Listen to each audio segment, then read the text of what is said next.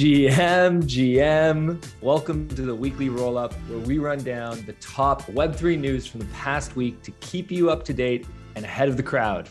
My name is Jay Bird, and this is Kyle Reedhead. And our goal here at Web3 Academy is to help entrepreneurs, businesses, and creators explore and learn how to use Web3 to transform business models and build thriving communities. Kyle, Friends, what are we talking about today? Oh man, we got a lot this week. We are talking about VeeFriends partners with Macy's and Toys R Us. Honestly, I thought Toys R Us was bankrupt, so I was this shocked. We are talking about NFT bear market. Is it over? Question mark. Let's find out. Moonbirds launching a DAO and Proof is seeding it with a couple milli. That's nice. Good for you guys, Moonbirds. Discussing composability and network effects on open source blockchain ecosystems. That's probably like the nerdiest sentence I've ever said, but I'm excited to talk about it. McDonald's is accepting Bitcoin. And of course, we have a Web3 person of the month. Jay, you want to give us a quick hint before we get into the show? Quick hint. This person is a leader of a top NFT project, and they have just launched a new collection this week. And if you listen, there's a little bit of alpha in here. I'll tell you how you can get on into the raffle to possibly get this. It's a free mint. It's a free mint, people. Ooh, we like free mints. We like free mints. What are you grateful for, Jay? I am grateful for Jupiter, the planet Jupiter. I learned this the other day. I did not know this. I am grateful for Jupiter because sitting out there in our solar system, Jupiter's gravity is far stronger than our gravity. And so Jupiter is often referred to as the vacuum cleaner of our solar system because it sucks in asteroids and comets that could be potentially flying towards us and killing us. So little do we know, Jupiter is saving our lives constantly out there in the solar system. Thank you, Jupiter. Wow, that is some great gratitude. You always come with some great gratitude. But you know what's actually really funny is my gratitude today is also about a planet. I guess it's a star. I don't know whatever you call it, but it's about the sun.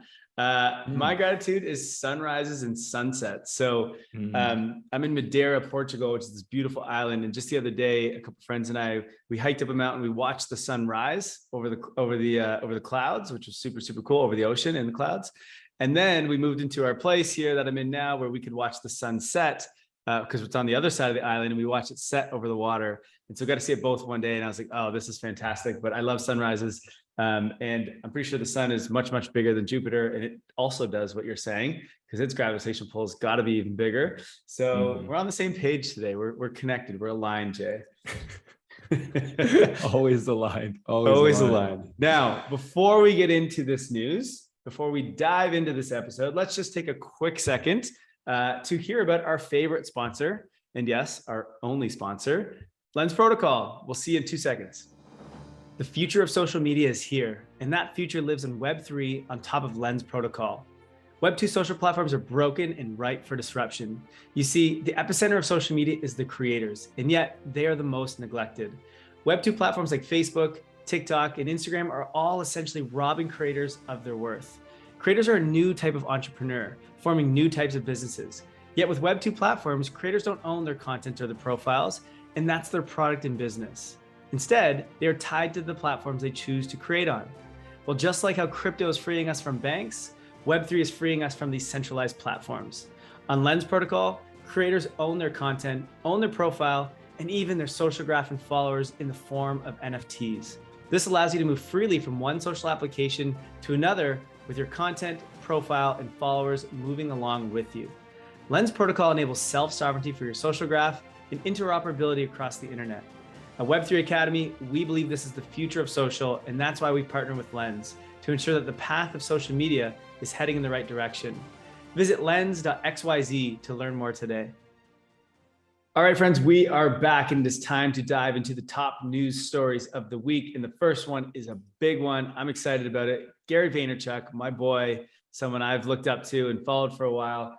He launched VeeFriends, and VeeFriends is now partnering with Macy's and Toys R Us. Jay, why don't you walk us through what is going on here? This is big.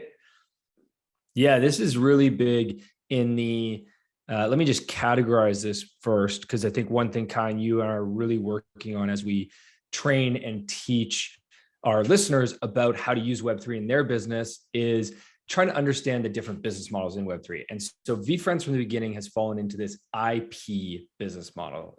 Gary has said this, they are building IP and they have taken a big step towards monetizing that IP with this news. So as Kyle mentioned, VeeFriends has partnered with Macy's and Toys R Us to turn their NFTs into physical toys. And let me just give you a rundown of sort of a context of how this is working. So selected holders will get access to claim the collection first, and all of the VeeFriends community will have like priority RSVP access. So there's benefit to the holders to get access to these toys first.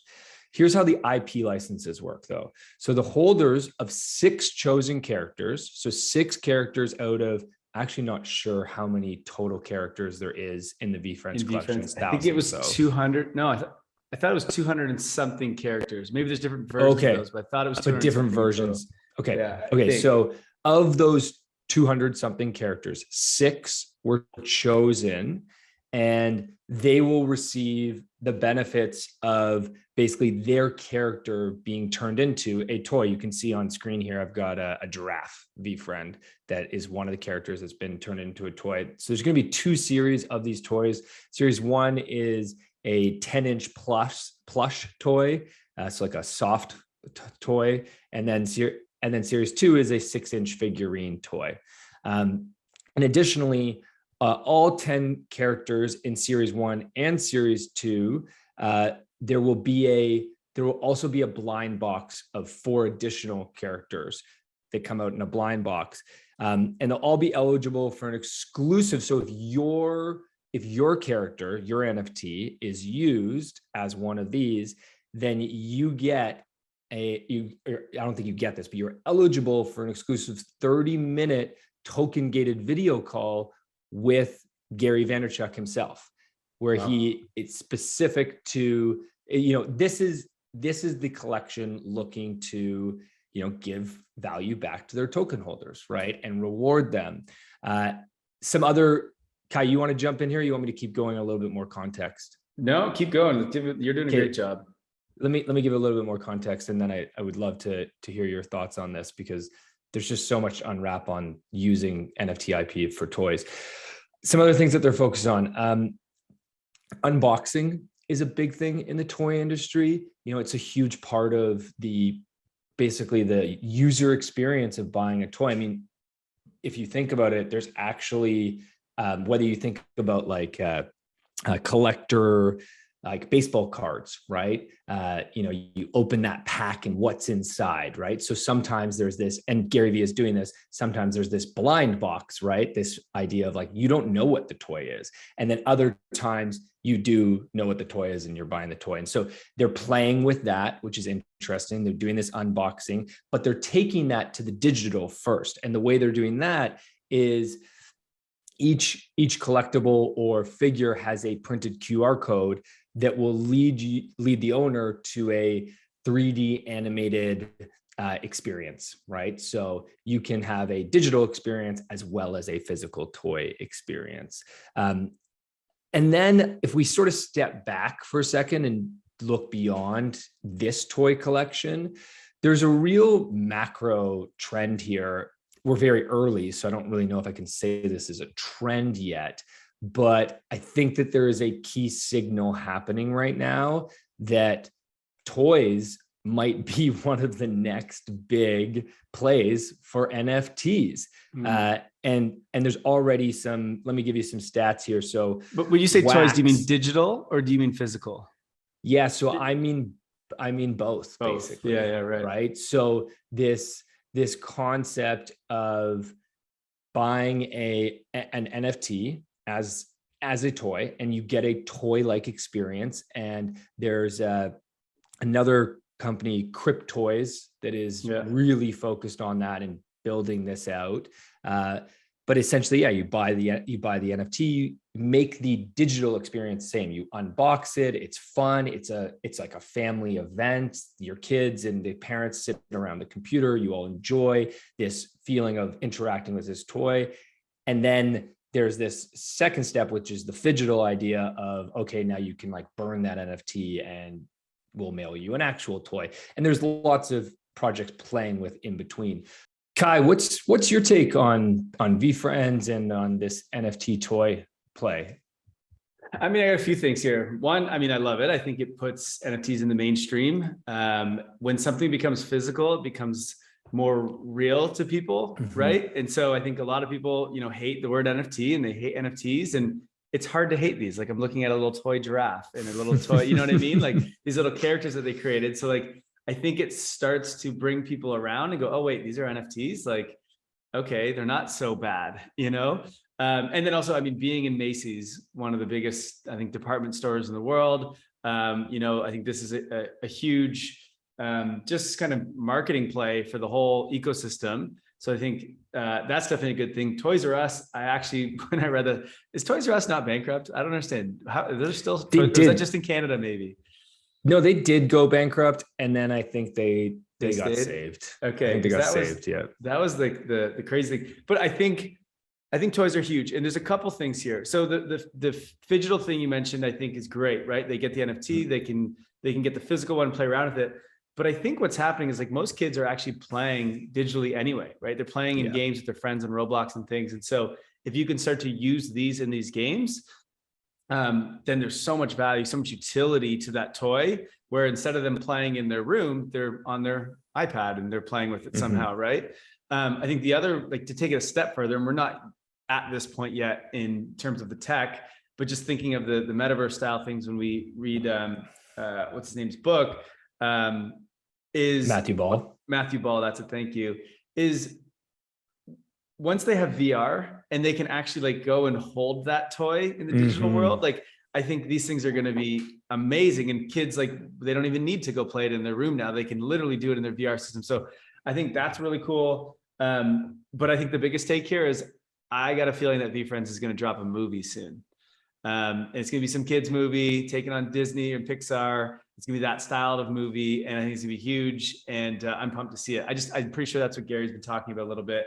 I say Gary like he's a friend of mine. I call him by first name. But so anyway, I say when movie because I think it's coming. And I think that's going to be huge. So I'm pumped. Yeah, I think you bring up a really interesting point around the kids and digital. And I only know this, I don't have kids myself, but my friends that have kids, whenever I go over and I hang out with these kids and I ask them, you know, what'd you get for your birthday, or what'd you get for Christmas, or what's your favorite new toy? They tell me something digital. You know, they'll show me what they got on Roblox recently or what they got on Minecraft recently. And they're not spending, you know, a few dollars on these things. So kids are spending hundreds of dollars on digital items already. And that's the thing that we don't realize. This is already happening. They're just not NFTs, but they're going to be. And this is the first step. Plus the other quick take I have on this is, isn't this such a smart business concept of, okay, Gary Vee launches an NFT to however many holders there were, 10,000, let's say, and then drops a toy. Now you've got 10,000 customers that want to buy your toy. Right. They're stoked. Yeah. Of course I want to buy that toy. I don't want to buy it for everyone I know because I'm a holder, because I feel so connected. Like that's the community element that you're getting with Web3. I wonder how they chose the 6 characters that they included with the toys. You know what I mean? I wonder where that came from, but I'm sure they'll drop that. But they have like a story and a background for each character. So that's why I think it starts to make these things come to life. And I think that's just pretty cool. What we got here? We got a wizard, an ape, a giraffe, a peacock, a cow, and something with a heart head. I don't even know what that is. A cloud with a heart head. No idea, but we'll see. He's doing things. Good job, VeeFriends. All right, well, keep it up. What's up next, Kai? Yeah, what's this our is next news story? This is the bear market's over for NFTs, I think. Not actually. I hope so. I hope so. I bet you do. But no, I saw this thread on Twitter from Martin Lee. I think he works at Nansen, but I'm not 100% sure. Nansen is like an on-chain like analysis platform. And basically he was breaking down kind of just the state of the NFT ecosystem right now. And my big takeaways from this thread was volumes are down. I think it was something like 80%, like something ridiculous. Like volumes are down like crazy.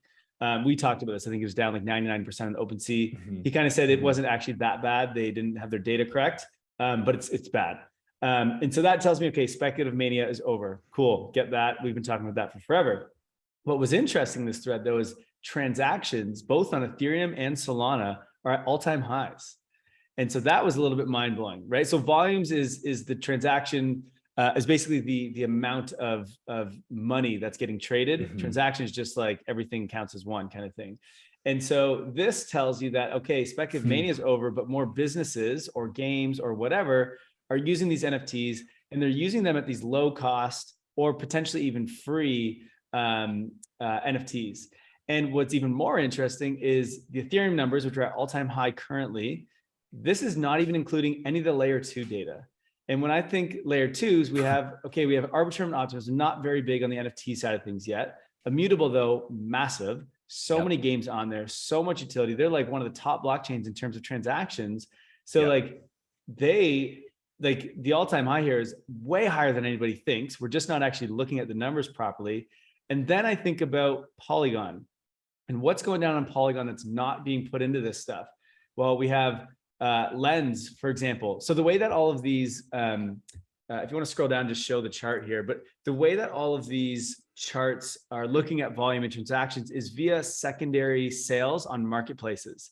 So they're only looking at NFTs that are moving from things like OpenSea, right? And any of the other ones, Magic Eden, et cetera. It's not actually looking into, well, what about just people claiming them and using them for something, right? Like Lens Protocol. There's 70,000 people that have claimed their handle. That's not showing up in here. But every person that has followed someone on Lens also mints an NFT. Every time you follow someone, every time you post something, every time you collect something, these are all, so they must be in the millions, and that's not showing up here in this data.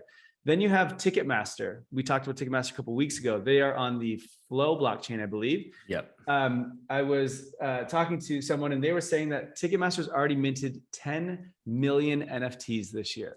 10 million. And again, that's not showing up here. And then I just think like, okay, there's all these other bigger things happening on on Polygon, and there's Starbucks royalty NFTs to come soon, the rewards. Loyalties. Yeah, sorry. And that's going to be millions. And it's just like, we are not really tracking these numbers properly. There is so much activity going on in NFTs, but we're used to this sort of speculative mania where NFTs have to be worth 100,000. And that's what tells us if NFTs are useful or not. And to me, I wish we could have some better data that looks at maybe the amount of users interacting with NFTs, the amount of users that are minting NFTs, because I feel like those just got to be skyrocketing with all of the different use cases here and all the different businesses. Yeah, I was actually looking at, it's funny you mentioned, I was literally looking at this data yesterday. I took a fun deep dive on Dune, which is just, I love Dune's Dune. Amazing. What a fun place to just go through all these dashboards. And the number of unique wallets that are currently active with NFTs is actually still pretty low, which is wild. You know, it's only around 100,000. So but that's like daily active. I think that's not overall or monthly active. That's much higher active. numbers. Yes, yeah, that's daily active. That's not that's like traders though, right? That's overall number of wallets that have ever interacted with an NFT is 6 million, I believe. Okay, interesting. And that is exponential. Like that chart was like flat until like basically when I started buying NFTs, because I always buy the top guys. So if you ever want to know when the top is, just ask me when I'm buying and don't buy then. So last like end of late last year was when it like was sort of flat, and then it's just gone exponential. I think it was about like 1 million at that point, and now we're up to like 6 million unique wallets that have NFTs. Right. I mean, there's even like ENS, for example, had their highest minting of new ETH addresses last month in September, right? At almost 500,000. Just in 1 month. And that's growing every single month, basically, even though we're supposedly in this bear market, right? Now, the prices aren't, 99 ETH or whatever, like they were last year, but who cares, right? It doesn't really make sense for that. What's crazy is it's now becoming normal is when you start a business, you go to GoDaddy, you get your normal domain, and then everyone also goes to ENS and grabs their .eth domain, right? So it's just another use case here of these NFTs that just continues to go, as you said, exponential. one of the things that's interesting and that Jay and I are working on is we really want to start diving into more of this on-chain data. Like I've got a feeling, I haven't seen any reports on like Lens, for example. And I feel like there's so much activity there. And this is not because they're a sponsor. I just actually really like what's going on there. But that I don't see any numbers anywhere. Same with like the Flow blockchain with Ticketmaster. It's hard to know that there's actually 10 million. When Starbucks comes out, I want to be on top of that and see how much utility, how much movement is happening, what's going on, how many users. And it's easy to do because you can just plug into these chains with their Etherscan or Polygon scan, whatever. So anyway, one of the things that's coming out in the near future with Web3 Academy is we've partnered with our DAO, Web3 Academy DAO. There's a bunch of really awesome people in there that are learning to do this stuff, to analyze the on-chain metrics. And we're going to start putting out some content where we're going to give you some solid numbers and break down projects and see like what kind of metrics they're having, what's working, what's not, and really start to analyze these business models from like a numbers standpoint, not just kind of like our opinion. So really, really excited for that. If you're part of the DAO, I mean, you already know this, but in case you didn't, feel free to reach out. We have tons of people working on this, and we're excited to get our first piece of content out. Who knows when? I won't say a date, but going to be some pretty cool stuff coming out soon. I'm so fired up for this because this is how you learn. The problem is it's so hard to learn about Web3 right now because there's so much clickbait, right? You're stuck in this world of like every influencer, every news media outlet knows that they will get clicks if they put a Bored Ape and some, millions of dollars were spent on this. And that's not teaching you shit about Web3. That is not what we are building here, folks. Most of what we are building is actually going to be using NFTs for things like interoperability and composability, which we're actually going to talk about in a second here. And that is the game changer here. But the only way to learn that is to see what people are doing. And so, yeah, let's go write reports that show what is being done and what the real numbers are. And then that's how you learn, right? That's at least how I learn, right? And that's how we find out what business models are actually winning, right? Right now, we're just assuming everyone in this industry, unless you're really diving in. We want to make this stuff available to everyone, and we want to stop assuming and start really analyzing. So I think that's going to be super exciting. Okay, speaking of projects that are doing a lot, Jay, the next big piece of news here is what? Moonbirds. Disclosure, I am a holder of Moonbirds. Moonbirds is launching a DAO. So what they are doing is they are Proof, which is the owner of Moonbirds, the creator of Moonbirds. Proof is taking $2.6 million and they are giving it to a DAO treasury, which will be managed by Moonbird holders. So if you are a Moonbird holder, you will have access to propose votes and to be part of the management of this treasury. This is really exciting. I think this is another business model that we have seen that is really fascinating to me. And Kai, I know that you feel the same. This idea of, if you're going to launch an NFT, should you also take part of your mint and give it to a treasury and then build with your community? Like, what a fantastic opportunity to create together. Now, in terms of, let me just give you some details, Kai, on the Moonbirds DAO, because there's some interesting things that they've done. And then I'd love to have a discussion about what you think the setup of these things should be. Okay, the primary purpose of this is to further the Moonbirds ecosystem reputation and lore. So they're looking for people who want to create projects that basically push Moonbirds out further.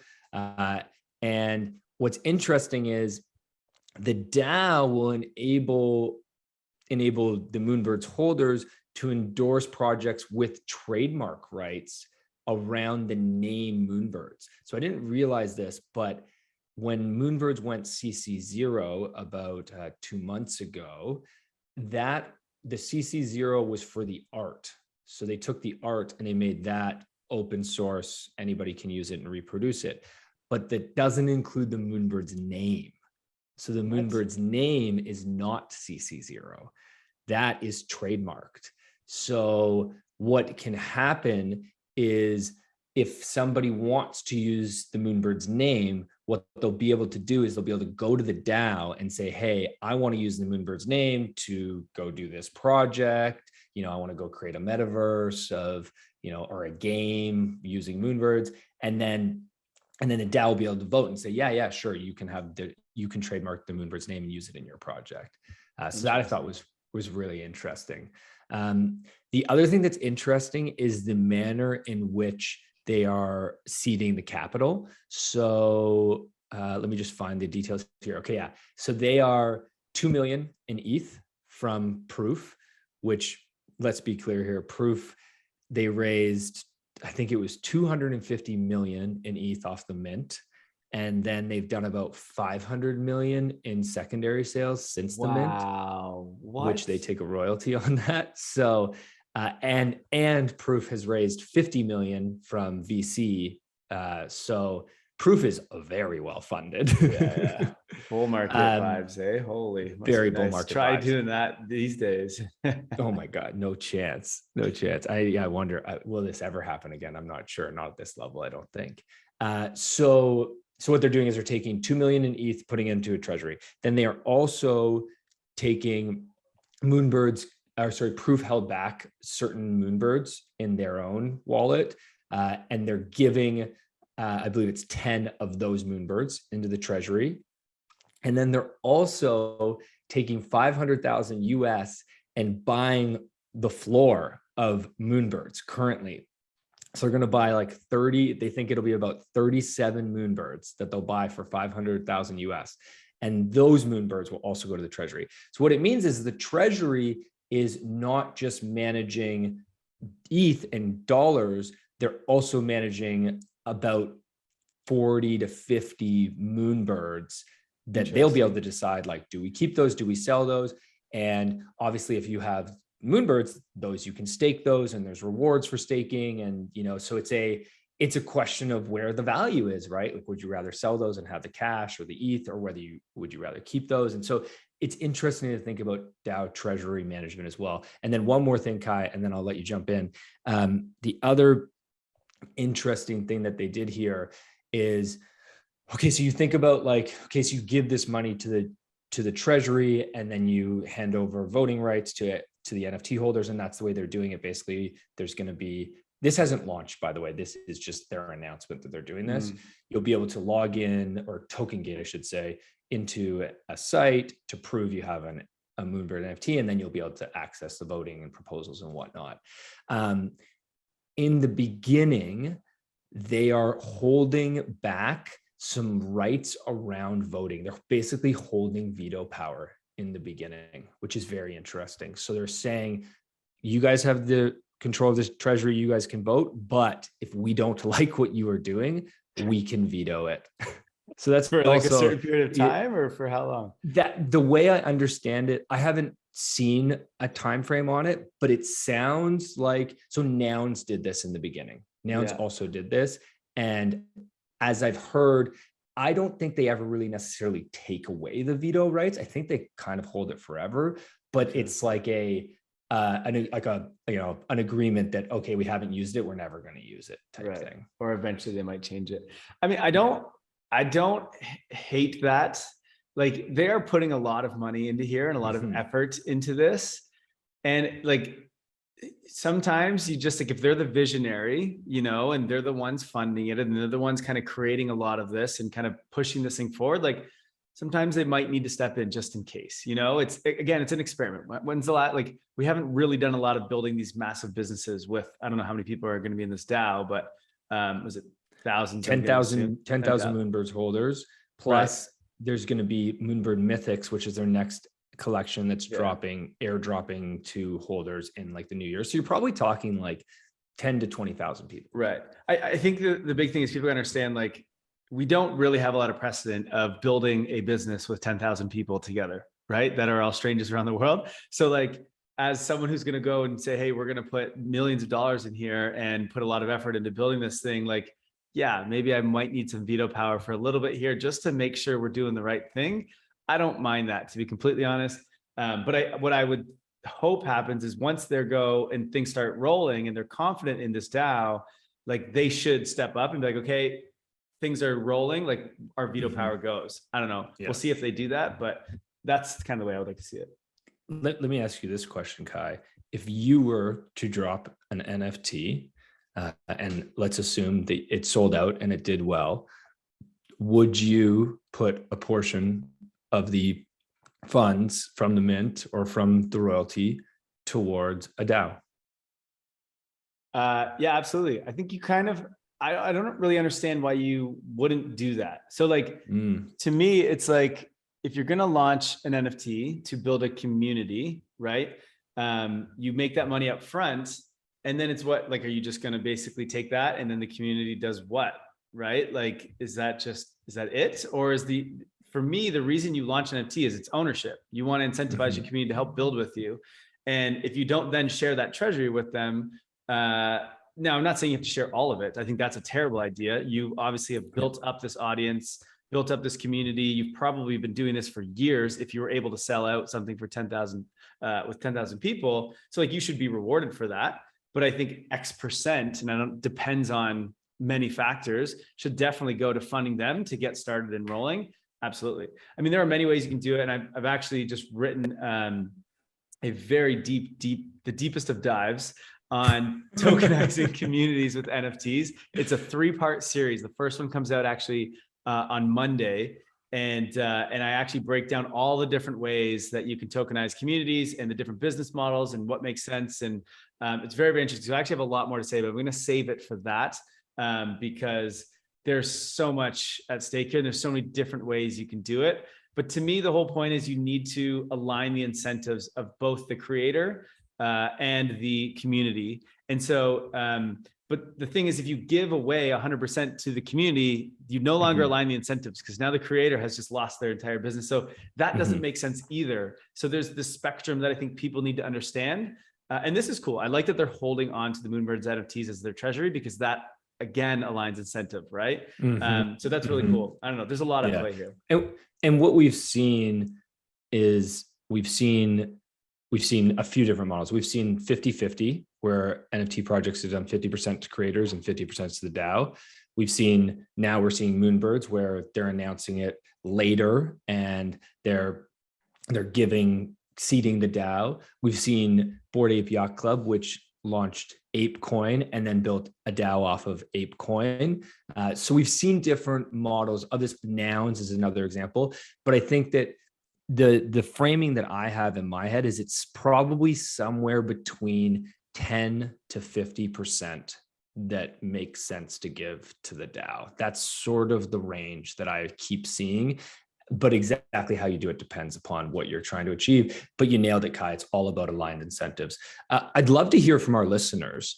What do you guys think? This is going to be our poll of the week, is should NFT projects provide a portion of their mint to a DAO treasury governed by their holders? What do you guys think? Yes, no? Love to hear your comments. Check out our Twitter. We're going to be putting up that poll in the next few days, or reply to our newsletter and let us know what you think. It's be great to hear your guys' takes on this. It will be a pinned post on Twitter, so you can go and you can put it in there. But yeah, would love to hear that. I think this is, again, something we're all experimenting and innovating with. I think the one thing people need to understand is that as I was doing my research, as I'm writing this article, some of these projects like Moonbirds and VeeFriends, et cetera, they made, like you said, hundreds of millions. That's not happening, okay? And anymore in this bear market, not to mention, like, there are a lot of creators, like call them influencers, people who create content, who have newsletters, et cetera, that can do this model, but they don't have, like, Moonbirds and Kevin Rose has, I don't know, millions of followers, I think, on Twitter, right? Like, he has a massive audience. Same with Gary Vaynerchuk, like tens of millions. So, like, of course they can reach these numbers of hundreds of millions. The most people who are going to use this, most creators that are building their communities, are not that big. And so they shouldn't expect this ridiculous amounts of money. So this is why this do you share and how much do you share really matters, because when it's hundreds of millions, okay, sure, whatever, share whatever you want, everyone's happy. But when it's like, I don't know, 50,000 or 100,000, it's like, well, you need some from all the work you did. So, like, I don't know, it really depends on a lot of things. So let us know what you think. Would love to hear your opinion on DAOs and whether they should, or sorry, NFT projects and whether they should share with a DAO, and also how we can align incentives better in this space. But But I think that leads nicely into our next topic here, Kai, which is all about a composability, which is another form of aligning incentives. What's going on over here at LensPort? What is LensPort? Yeah, so lots happening here on Lens Protocol. And again, we don't mean to always be talking about Lens just because they're a sponsor. They just actually have a lot of cool shit going on. It's super bullish on this ecosystem as a whole. What's really interesting here with Lens, so Lens Protocol, as you guys know, is the social graph. You have a bunch of social apps on top of it. And then what we have launching are tools and applications and things that enable these apps to actually function and work better that the apps themselves don't need to build. So for example, LensPort just launched, which is a lens-specific marketplace. So this plays off of your discussion last week, Jay, on more like unique or like boutique marketplaces. I don't know what we call these, but you have the general ones like OpenSea, but then you have some that are specific to certain projects and that kind of stuff. And I didn't really get why. You said it was like, well, they can create a better user experience. And I was like, okay, I kind of get that, but like, I don't know, I could probably just still use OpenSea. Then I read what LensPort is, and this is a lens-specific marketplace. And essentially what the purpose of this is everything is an NFT on Lens Protocol. And if you want to go and collect, let's say, a post or an NFT of someone who has X amount of followers or gets X amount of collections or retweets or is in this type of, industry or whatever it is, this type of content, there are specific filters and things that you would need to actually be able to search that and make that a good UX. It'd be very difficult, actually impossible to do that on OpenSea because OpenSea is a more general OpenSea is a more general marketplace, which isn't going to have those kind of filters and those selections. And for OpenSea to do that for like every type of project like this, it would just be unheard of and probably impossible. So Lens actually needs its, and the other thing is a lot of the Lens NFTs are actually hidden on OpenSea because there's so many of them, right? You don't need to see them. You don't need to see like my follow NFT of following you. It's more of an interoperability protocol. It's not a thing that you need to see in OpenSea, for example. So what LensPort does is allows you to start filtering and searching for all of these different NFTs on the in the ecosystem, and you can do it with more kind of advanced search filters that you can't do on any of the other marketplaces. So that to me is super, super cool. And basically that just enables some great features for all of the, let's think of the apps that are being built in there, Lenster, LensTube, Favor and Orb, which we just had on the podcast. There's so many different ones and they don't have to build a marketplace now. It's already done for them. And then if you pop over to the next NFTs here, or NFTs, the next tweets, we have, oh, you didn't pull them up. No, so we have two other launches. One was Push Protocol, and the other one is ENS. And these are integrations into the Lens ecosystems. This is really cool. Now, one of the things you want on a social platform, obviously, is notifications. You want to know that someone commented or retweeted or whatever, right? Of course.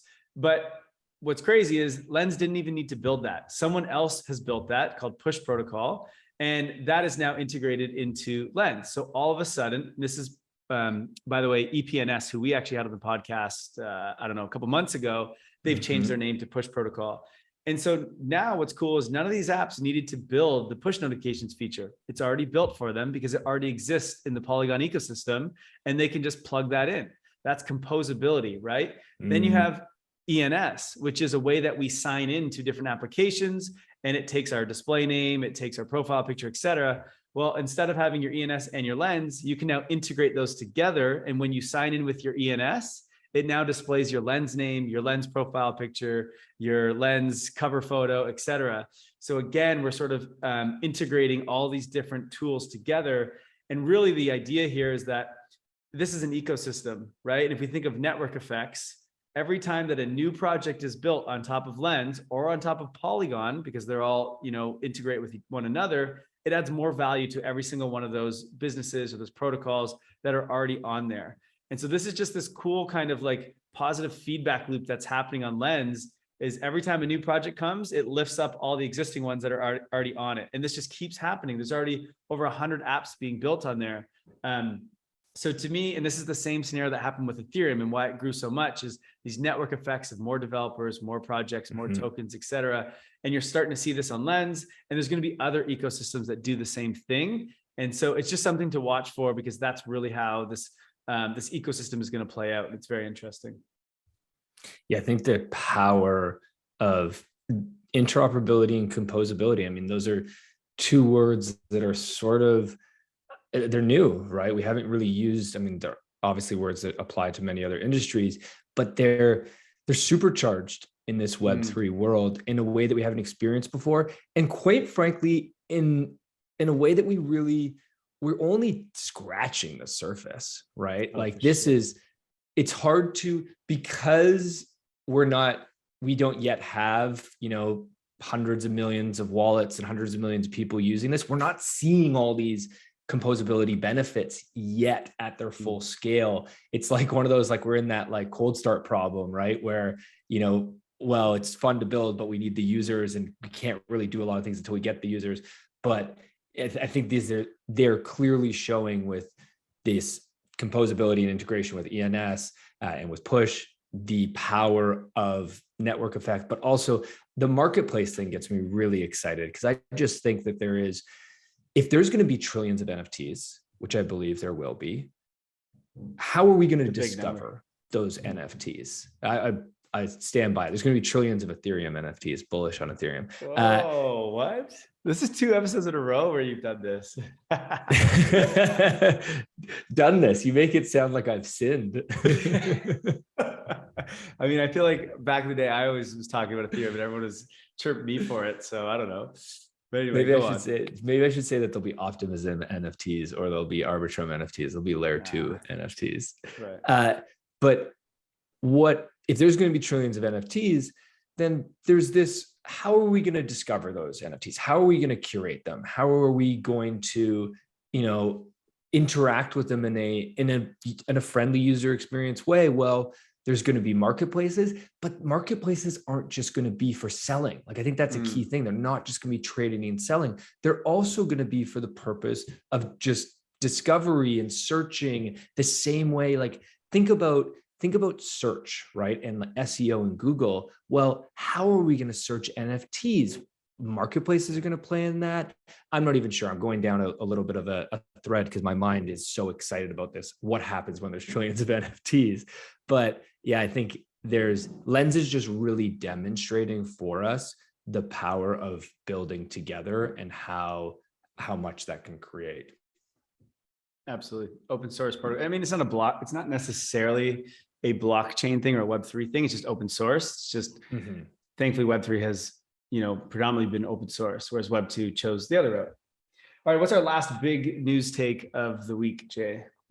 McDonald's is accepting Bitcoin as legal tender in Lugano, which is a city in Switzerland that I actually visited this summer. Funny enough, beautiful city on gorgeous lake, just highly recommend it. I did not use Bitcoin to buy anything while I was there. Quite frankly, I'm not sure I understand why you would use Bitcoin to buy anything. But it's not just Bitcoin. They are also accepting Tether, which is I believe Tether is actually the largest stablecoin in the world, the most volume. But the real story here isn't necessarily about McDonald's accepting this.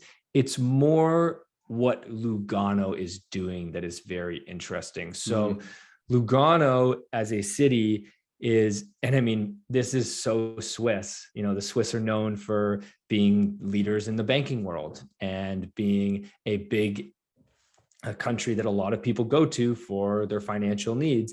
And obviously they want to be ahead of the curve on crypto too. So Lugano said, okay, we want to be the blockchain capital of Switzerland and of Europe. And so they've made some very quick moves they created a fund of $100 million where they are using that money to, I think two funds, one of 100 million and one of like 10 million or 6 million. I can't remember the exact number. And they are using those funds. 3 million. It's 3 million and 100 million. And it's Swiss francs, not dollars. I don't know what that is conversion rate, but it's Swiss francs. Swiss francs is I think it's slightly higher than the US dollar, but pretty much 1-to-1. So So, and what they're doing with this is they're going out to local businesses and they're training them on how you can use blockchain and crypto in your business. They are creating education programs. They are offering this to businesses that want to set up and want to build blockchain companies in Lugano. So they're developing this, this basically like the, I don't know if blockchain valley is the word, but like the Silicon Valley of crypto in Lugano. And I think that there is, there's a real need for, we saw it with El Salvador making Bitcoin legal tender. There's a real need for regulators to show up right now, right? And to help guide us on how we should be doing this and how we should be building. And in the face of regulation, there's also a need for local governments to say, hey, here's some resources and here's some help. And it's really nice to see that coming from this Swiss. Didn't Lugano make Bitcoin legal tender too, or no? They did. I thought they did. Yeah. Okay. I thought they did. That's cool. Yeah, they did. So they're now in full competition with El Salvador to be the blockchain valley. That's right. That's right. All right. Well, and I gotta finish off my Euro trip here this year in Switzerland just to check it out.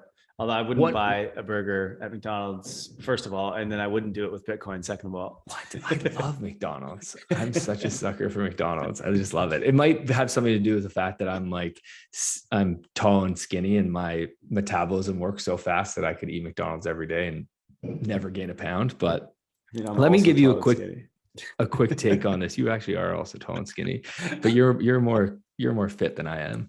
Let me give you a quick take that I heard on this, which is actually not specific to legalizing, making Bitcoin legal tender, but more when you think about our currency, and our current currency was developed, like 100 years ago. And when we developed it, what did we do? We chose some numbers in order to denominate bills to and coins to. So we had a $1 coin and we had a $5 bill and a $10 bill and a $20 bill. And as a result of that, the pricing structure of commerce really tied to those numbers, right? That's why you see things that are like 99 cents and $9.99 and $19.99. Right. And we still stick to that today. But our currency has inflated like 99% since then, right? So what's happened is we're still living in this world where we have to stick to the old currency pricing, but we have so much inflation. And all of a sudden, if you step back and look at what's happening in the NFT market, in markets where Ethereum or Solana is the base currency, it's like a reset. And that is, I think, part of the reason why you've seen these crazy numbers in NFTs, because people are willing to spend, it's 1 ETH, right? Okay, sure, I'll spend 1 ETH, but that's $2,000, right? I wish. So there is this, I think there's this reset happening that's very, very interesting. Now I'm not saying, I don't necessarily think we're going to use Ethereum and Bitcoin as legal tender and they're going to become the common currency for purchasing commerce online. But I do think that there is an interesting shift, which is what has allowed these NFT projects to raise such crazy money. Yeah, I completely agree. It's going to be interesting to see how this all plays out. But let's move on to a new subject now, Jay. And why don't you tell us who the Web3 person of the month is? The Web3 person of the month is, do I get a drum roll? Drum roll, please. Alexander Taube. Alex Taube is the founder and CEO of Truth Labs. Truth Labs is one of the leading NFT projects. And the reason we picked Alex is this guy he is messing around with blockchain in the most creative, innovative way I have seen. And I'm so inspired by people like him. And we need more builders like him who are willing to take risks. So let me just give you a little bit of background, and then I've got a little bit of alpha because Alex and his team have recently launched something pretty exciting. So background. Alex comes from the Web2 world. He was a founder of a couple companies, sold a company. About a year ago, he decided to jump into Web3.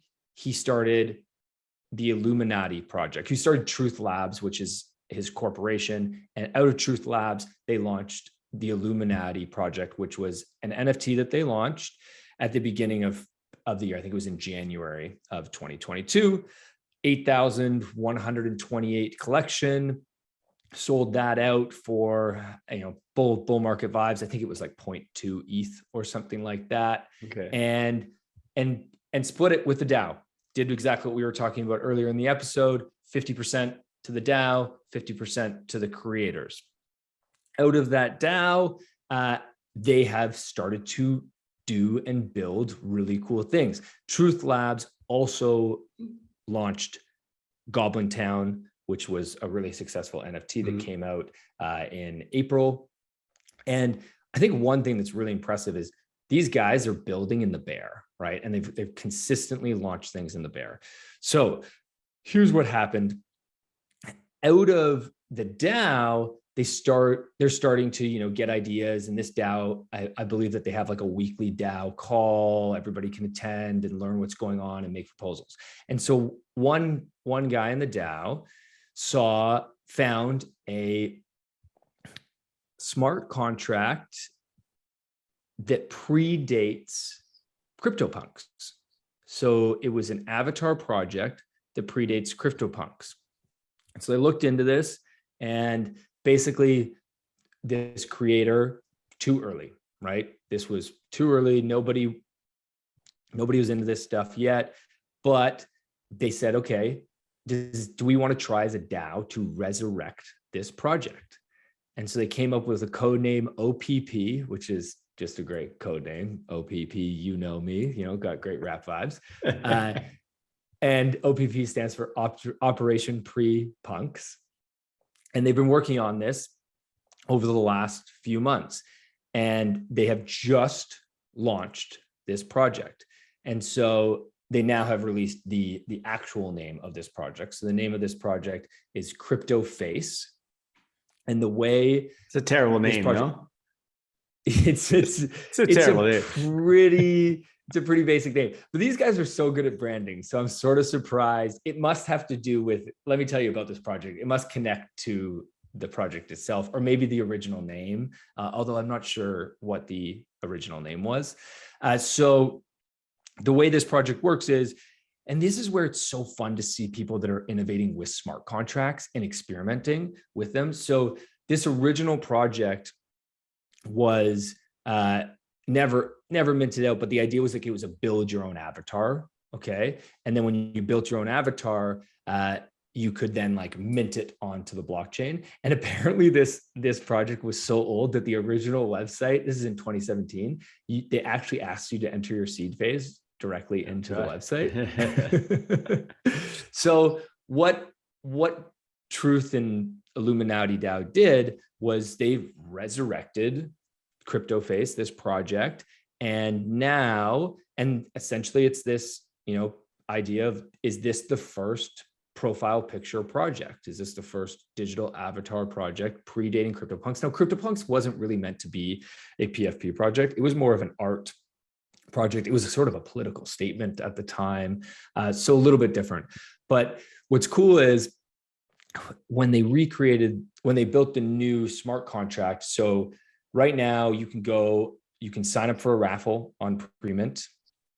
If you win that raffle, you will get free mint of I believe it's like a pass that you'll get. So you'll get a free mint of a pass. That pass will allow you to go to cryptoface.me. You'll enter that using that pass. You'll be able to use their avatar builder. You'll be able to create an avatar and mint it. And then when you mint that avatar, the token hash connects to the original smart contract. So in your wallet, you can show the provenance of this, right? That this was a early project, possibly one of the first. And then this is what they also did, which is super cool, is this original smart contract, and this is probably just because this is so old, was non-transferable. So even though it's an NFT, you couldn't transfer it. So I guess back then people weren't thinking about trading in marketplaces and speculation. So they wanted to figure out how to honor that a little bit. So what they did was they put into the smart contract that the original minter of the crypto face will get 3% royalty ongoing on future sales. So if you are the first, you free mint this, you build your avatar, you mint your crypto face, and then let's say you sell it to somebody else and you sell it for, I don't know, 0.2 ETH, you get 3% of that. And then that person sells it next for 1 ETH, you get 3% of that as the original minter. And what's interesting is at the same time, 2 weeks ago, Tyler Hobbs, one of the leading generative art project or artists, I should say, he launched his new project. He did the same thing. He gave 2% of royalty to original minters in ongoing. That's an interesting model. I like that. I haven't seen that before. That's cool. Yeah. That's why I wanted to tell you about this guy. I'm so fired up on this model. I'm like, ooh, new revenue models to get holders royalties. Like, right. Wow, that is a nice cool. little piece of utility. I mean, I wonder, obviously it's not enforceable. So like, does this play out long-term? I mean, my recommendation is always don't rely on it. But that's very interesting. I like that. That's cool. Well, congrats to the Web3 person of the month. Shout out Alex. Keep building. Shout out to Alex. Yeah. If you want to come on the podcast, we'd love to have you on the show. Really, really impressed with everything you're doing, dude. All right. As we wrap up, we're going to do our quick speed round. We've got a few different pieces of news to talk about, and then we will wrap up with our poll, which we have a bit of a discussion on, and then we are done, folks. So the first one, Azurbala, I don't even know how to say that. Azurbala NFT mint postponed after art goes viral for wrong reasons. Jay, you've got 60 seconds on the clock to give your opinion. Go. Not again. Not again. Why does this keep happening? Folks, do not invest in NFT projects that have founders that are not doxxed. I don't understand this. Like, we keep doing this, and like, it's like we're surprised every time. Pixelmon did this. Like, this keeps happening. There, unfortunately, is bad actors in the space. And if you are a project, you should dox yourself. You should build with your community. You should be doing those things as a leader of a project. Wait, what happened in this one? What's the story? Well, the story, sorry, I didn't even say what the story was. Jeez. You get too the excited. Story is, I got excited in my take. You got 20 seconds. Azurbala created an NFT and they minted their NFT. They raised $3.6 million off the mint. And then they revealed the art, because art reveal happens afterwards, often these NFT projects, and it's shit. It's not good art. Like a Pixelmon. And the community was pissed. Exactly. Just like Pixelmon. And so everyone's pissed and they got rugged. And yeah, don't invest in non-docs teams.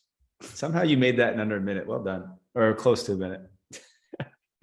Okay, next up, Sega Genesis has announced its first blockchain game. Go. I mean, we've talked about over and over again how gaming, I think, is going to be one of the biggest things here on the blockchain. And I mean, Sega brings me back to my like younger days playing, I think it was Sonic the Hedgehog. So, I mean, I couldn't be more pumped about this. We'll see what game they throw in here. You know, I think this is the way it's all going to go. And I think it's not going to be just Sega. We're going to see Nintendo. We're going to see, you know, all the big players moving into this. So Sega's just taking the first jump at it. Maybe it's because they were never really the biggest and the best. And so this is their chance to like catch up. But either way, they're all going this route. So good to see. Do you think Nintendo will go this route? Nintendo has specifically said multiple times that they will not do NFTs. Yeah, 100% they will go this route. They have to. Otherwise, see you later. You know, the amount of people in the music industry that said they weren't going to go that route either, right? The digital route, and look at what happened. So true. We could try. All right. Next up, we have Horizon raises 40 million in Series B, backed by Ubisoft and Take-Two. Shout out Horizon. Our boy Michael Sanders, who we had on the podcast a few weeks ago, just closed a $40 million round. This is awesome. This is so exciting to see. And this is so exciting to see because who is Horizon? Horizon is one of the leading blockchain game developers. They've also co-authored some standards. they co-authored the ERC 1155 standard. And let's be clear, I'm very bullish on games being the biggest onboarding ramp to blockchain, because if you give a free NFT to somebody to play your game, then they're excited. They play your game. They don't even know it's an NFT. This is what's happening currently with the free to play model, or the free to own. I can't remember what it's called, the current model, but free to own is the new model. And the guys at Horizon are going to be leading this with their game Skyweaver, which is awesome. If you have never played a blockchain game, go give it a try. Super stoked on this. Very bullish. Next up, Kai. I've got Gary Gensler up on the screen for you. Sorry, I can't help but laugh. Kim Kardashian gets a 1.26 million fine for illegally shilling a token. Yeah, she showed ETH Max back in the day. Actually, a few celebrities did. I don't think it was just her, which is hilarious and kind of ridiculous, and really is what makes me somewhat hate, parts of this whole industry. I didn't even want to talk about this, to be completely honest. She probably got what she deserves, and I don't really care. This is nothing to her. But the funniest part of this whole thing was that Gary Gensler actually tweeted out bragging that he charged Kim Kardashian for unlawfully touting a crypto security. And he basically says that this is a reminder to other celebrities and influencers. Like, he's warning the celebrities of the world to not shill crypto. And that is the funniest thing I've ever seen. Gary, you're just a big loser. Wait, who is Gary Gensler? Gary Gensler is the head of the SEC. So he runs like the securities laws and things like that. But he's also a blockchain expert. Like, he taught it at, I think it was MIT. So he actually knows a lot about this, but he's just been like against this industry for a while now. And but the fact that he's bragging over Kim Kardashian is just hilarious to me. Okay, last one. Christie's launches NFT art platform. Yeah, this is really cool and really exciting. Christie's, which is one of the leading auction houses in the world for art, for high-end art. I believe they're like a 150-year-old company. A 150-year-old company is getting into blockchain and Web3, folks. Like, are we going mainstream or are we going mainstream? This is also really cool. If you guys get a chance, you should just go check out their platform, because it's really well made. They partnered with a Spatial XR, which is a leading virtual reality metaverse builder. And so you can go into their metaverse, you can see the art, you can walk around. It's new, so it's pretty slow and it'll probably bog down your computer. But I think that there is something happening when a 150-year-old company is like, hey, we're going to start selling millions of dollars worth of digital art on our platform. Well, they had the benefit of seeing, I think it was CryptoPunk and maybe an autoglyph or something, or art blocks that was sold through Christie's like last year. So yeah, they got to see it firsthand and go, whoa, powerful. Whoa. Okay, last one. Oh, I thought that was the last one. I got one more for you, Kai. One more. Vayner3 publishes enterprise guide to POAPs. I mean, look, we haven't mentioned POAPs in a long time, actually, but we used to always mention these and just say, like, this is your way of teaching your audience or your customers or your community how to get into Web3, right? How to mint an NFT and get a wallet, basically. And I think it's the first touch that most companies should do. And Vayner3 being a leader in this space for enterprises, they're creating a guide for that. And I love it. This is actually what Web3 Academy is working towards, is creating guides similar to this, not for the enterprise level, but for those who are creators, those who are entrepreneurs starting out and building business in here, or want to move their Web2 business into utilizing NFTs and tokens. We are actually on the mission to create these guides along with our partnership with the Web3 Academy DAO. So look for more guides coming your way, not from Vayner3, but from us, from Web3 Academy. That's my take. Nice. I love it. I love it. Fired up. Okay. Great quick hits. Well done. We're getting good at those 60 seconds, I think. I think we're within it. Okay. Last piece of news. Let's talk about the poll of the week, Kai. Last week's poll of the week came in very interesting results. The question was, what's the best platform to build community in Web3? 46% said Twitter, 40% said Discord, 10% Telegram, and then 4% said other. What do you takes on this, Kai? Yeah, I mean, first of all, this poll is on Twitter, so I'm going to assume that, maybe that's why Twitter has the edge here. Like if we did this poll in Discord, I bet you it'd be different. If we did it in Telegram, I bet you it'd be different. Maybe that's something we should test. I would say this first. I think to build community, you got to be on multiple platforms because community is where community wants to be, and they are on different platforms doing different things, right? Like I use Twitter. Jay doesn't use Twitter so much, right? And many people use Discord. Many people don't use Discord. Some people use Instagram, like whatever. So it's ultimately where can you create connections? Where can you community is how can you bring together a group of people who share the same mission or same goal or vision and connect them, right? And so instead of just like us, like a podcast right now, this is not building community. This is building an audience because you can't speak to us and you can't speak to each other. But if you go into our Discord, which is currently closed, but it's opening soon, so stay tuned for a big news drop in the coming weeks, but it allows you to speak to us. We can speak to you, and then you can speak to others that are a part of this as well. That's real community. Twitter does enable this. I don't believe it should be number one here. I think it's actually Discord. A lot of companies that I'm speaking to that have media platforms and are looking to turn their audience into community are electing to go the Discord route.